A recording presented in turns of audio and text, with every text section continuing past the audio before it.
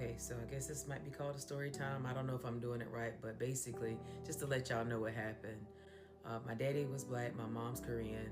My daddy was in the military, got stationed in Korea, met my mama, married her, her family cut her off, and he got stationed back in the States. They got pregnant with me. She had me. He got stationed back in Korea. So we all went. And when it was time for him to come back to the States, or us to come back to the States, he told her that he was going to bring me and get me settled in. And in 2 weeks, he would send her a plane ticket. And he never sent her the plane ticket. And when he left with me, he ended up taking her passport so she couldn't come back. So of course, when I was younger, I used to ask my daddy why everybody else had a mama and I didn't have one. And he would say my mama didn't like it in the States, so she left us. And that's just what it's been my whole life. My daddy passed away about 3 years ago. And after he died, I found a copy of him and my mom's marriage license. And it had her name, her birthday, her parents' names, and their address. In May of 2024, I was supposed to go to Bali with my homegirl, but God was like, nah, you gotta reroute this trip and go to Korea, and you need to go now. So I listened and I changed the trip. I ended up going to Korea by myself in May of last year. It just so happened to be Mother's Day weekend. It was not planned like that at all. And I really went with no plan. I knew no Koreans. I spoke no Korean. I ain't know shit about what I was doing. I had no plan. One particular day, I was in this neighborhood and wandering around this little city, or big city. I pulled out my phone and I typed in how to find a parent in Korea, and the first thing came up was go to the police station. They told me that I had to take the information that I had to the Seoul police station.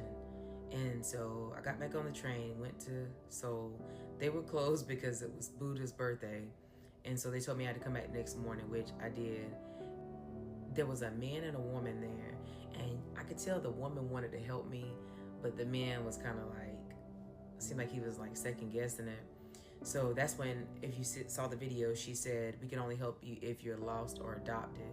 And so I wasn't adopted, so I told her, well, I guess technically I'm lost. And she told me that in Korea, the Koreans have the option of registering their DNA every 10 years in the event somebody comes looking for them, and that people could do a DNA test. If there's a match, they would let the person know that somebody was looking for them. So I said, okay, well, cool. I'm willing to do that. I'm here, might as well.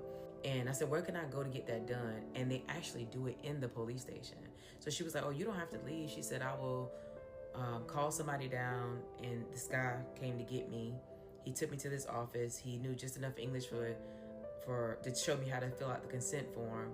And I did. He took the swab, and at the end, he told me that it would take 60 days for me to get the results. And I said, well, I'm not gonna be here 60 days. And he said, when do you leave? And I lied, and I said, tomorrow. When in reality, I was supposed to leave like 3 days later. And so he said, oh, I'm sorry, it'll be 60 days. He said, now, if she's deceased or she does not want to talk to you, then we will not contact you. But if she wants to talk to you, we'll contact you, and we'll exchange the contact information at that point. So I said, okay, cool. So I talked to my cousin, and we decided to just dip out of Korea and spend the rest of my vacation time in the Philippines, in Cebu. We flew out at 8 o'clock that night, and it was like a 4-hour flight. When we landed in the Philippines, I turned my phone back on, and I was filling out the stuff for the immigration people. And it said, okay, well, check your email for a confirmation code.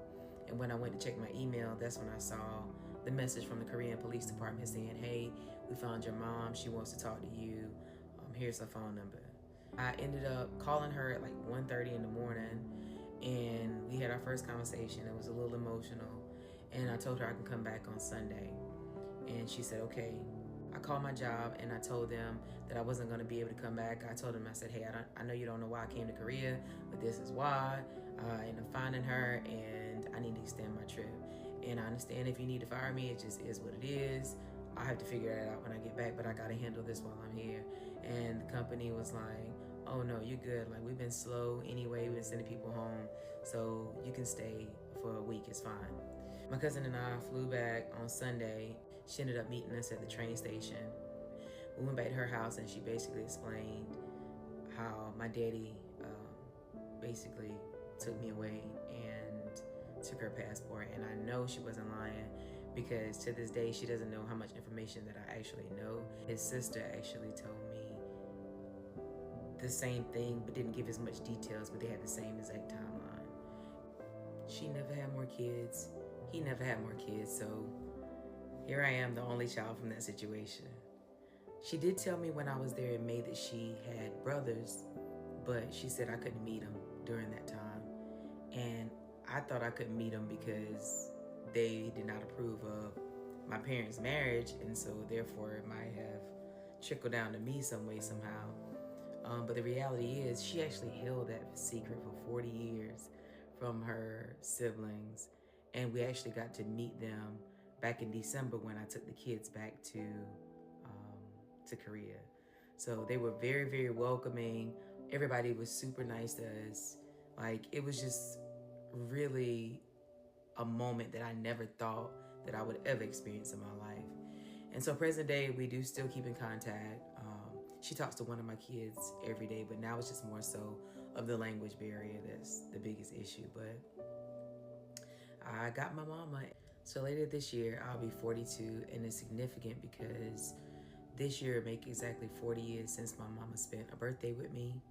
And so I'm gonna go spend that time with her and keep making memories.